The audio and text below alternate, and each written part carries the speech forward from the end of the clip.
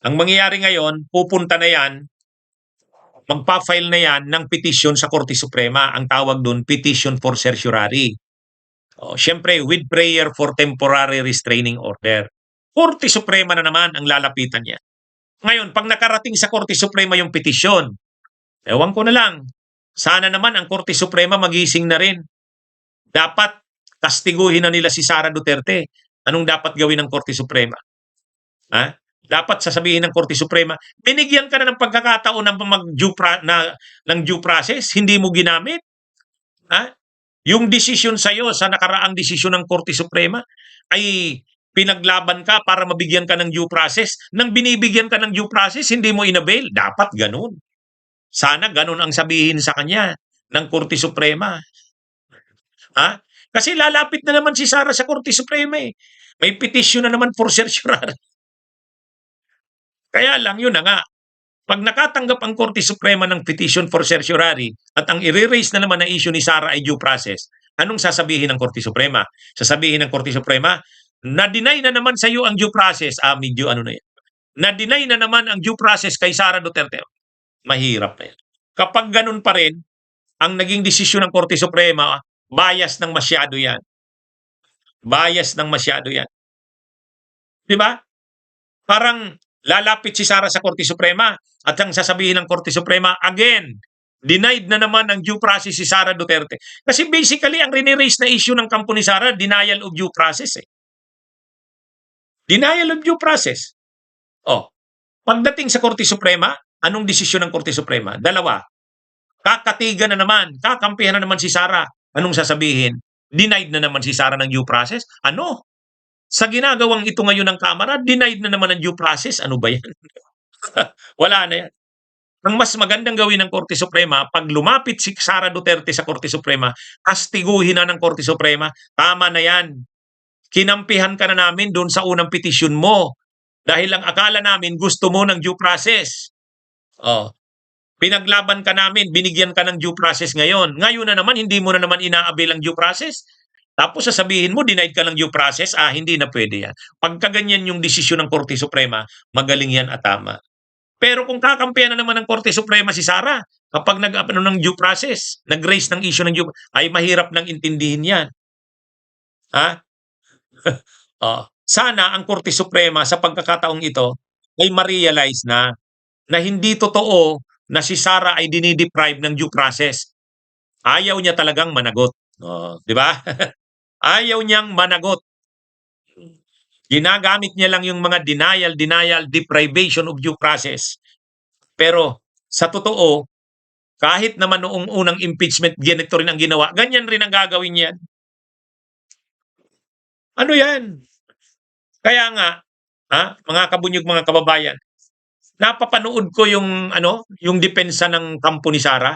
Alam niyo ba kung ano ang depensa ni Sara doon sa impeachment, yung sa confidential funds? Ganito. Ang paliwanag ni Attorney Michael Poa, napanood ko yung paliwanag niya. Sabi ni Attorney Michael Poa, ang confidential funds, tama ba? Ano ba? Mali ba ang paggastos ng confidential funds? Sabi ni Michael Poa, tama. Wala namang nagbabawal sa confidential funds. Ganun ka. Tapos sabi ni Michael Poa, yung paggamit ng mga alias, yung mga Mary Grace Piatos, pwede ba yon? Bawal ba yon? Hindi.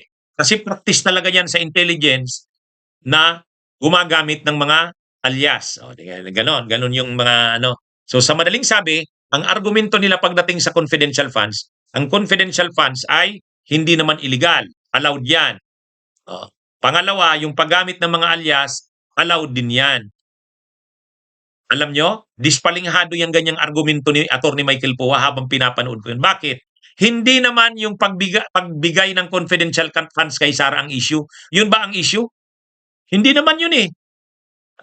Hindi naman yung binigyan siya ng confidential funds. Mali yun. Hindi yun. Hindi yung pagbigay ng confidential funds ang issue.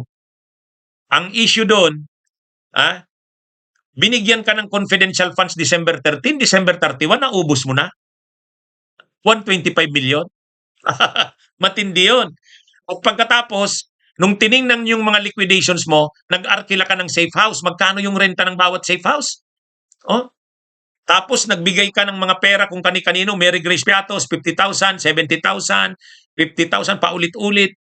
Oh, nag-report pa doon na binigyan daw ng ano, gumastos daw sa patipon ng mga youth sa Armed Forces of the Philippines. Yun naman pala hindi totoo. Ang gumastos pala doon sa patipon na yon ay AFP mismo. Pero naka-reflect doon sa gastos ng confidential funds. Hindi pwede yun. Obvious yun. Di ba? Obvious yung mga ginawang ano binumbahan, pineke. Oh, wag na tayong maglukuhan. Pineke, binumbahan. Oh, yung mga paggastos ng confidential funds, illegal, gawa-gawa lang at may mga ebidensya at may testigo para doon. Yan yun. Ang argumento kasi ni ni Michael Poa, mali ba na bigyan siya ng confidential funds? Hindi ang issue. Ang issue doon, nang tinatanong na siya kung saan ginamit yung mga confidential funds, questionably, ang daming irregularidad. Oh.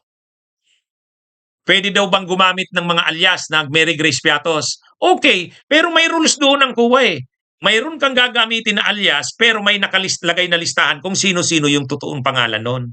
Mayroong ganung rules Narinig ko yung paliwanag yan. Hindi naman pwedeng imbento ka na lang ng imbento ng mga pangalan kung ano-ano. Hindi pwede yun. Di walang accountability yun. Oh. Kaya talagang ito. Tapos imaginein mo, yung mga pondo sa confidential funds, pinapasa lang doon kay yung commander ng kanyang Vice Presidential Security Group, saka yung Vice Commander. Hindi pwede yung ganun. Hindi naman humahawak dapat ng pera yung mga officials ng security group mo, hindi nila trabaho yun. Kaya actually, kung talagang uungkatin na yung issue ng confidential funds, hindi kayang idepensa nila Sara yan. Hindi nila kaya. Kaya umiiwas talaga sila. Umiiwas sila. Ayaw nilang harapin. Pagdating doon sa pagbabanta sa buhay ng presidente, ng First Lady at ni dating Speaker Martin Romualdez, ang issue naman doon, nagbanta ba talaga siya? Ipipresent ang video doon, ipapakita yon. Makikita doon, talagang nagbanta siya na mayroon na daw siyang kinuhang papatay. Kung may mangyari daw sa kanya, patayin nyo rin si Marcos, si Lisa Araneta. Ang linaw-linaw nun. Ang linaw-linaw ng mga ginawa niya. Tapos yung mga officials ng DepEd, nag-appear pa sa kamera yung mga yon na tumanggap talaga sila ng pera para manahimik sila, binibigyan sila ng pera, regular yun, nakakatanggap sila. Ganun ang ginawa ni Sara sa DepEd. Itong lahat ng ito mga kabunyog, mga kababayan, dapat lumabas ito sa hearing. Kaya pero kung may sagot si Sara doon, isagot niya. Kaya lang hindi. Pero ngayon, lalapit daw si Sara uli, sigurado yan, lalapit na naman sa Korte Suprema. Sana sa pagkakataong ito, ang Korte Suprema ay manindigan. Pero hayaan nyo mga kabunyog, hindi naman mapipigilan ng Korte Suprema yan. Tuloy-tuloy na yung impeachment na yan. Kahit lumapit sila sa Korte Suprema, bakit?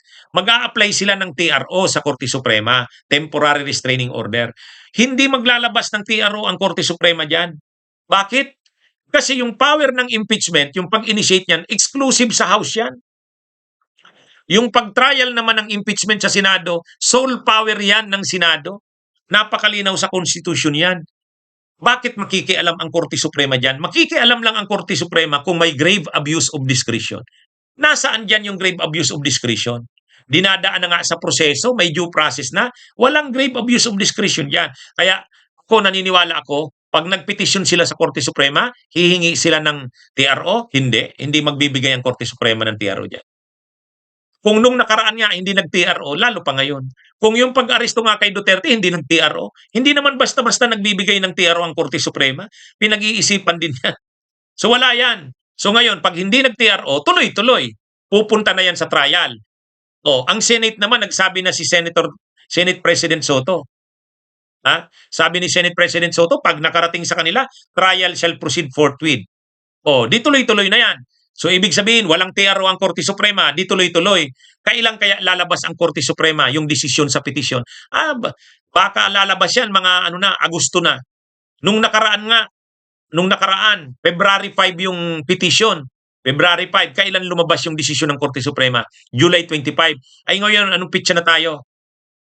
Anong petsa na tayo? Oh, wala na yan. Lalabas ang desisyon ng Korte Suprema diyan, pus na ang trial. Yan. Saka, pag lumabas ng desisyon ng Korte Suprema, paboran pa rin si Sara, wala na, masisira na ang kredibilidad at respeto sa Korte Suprema. Grabe na yan.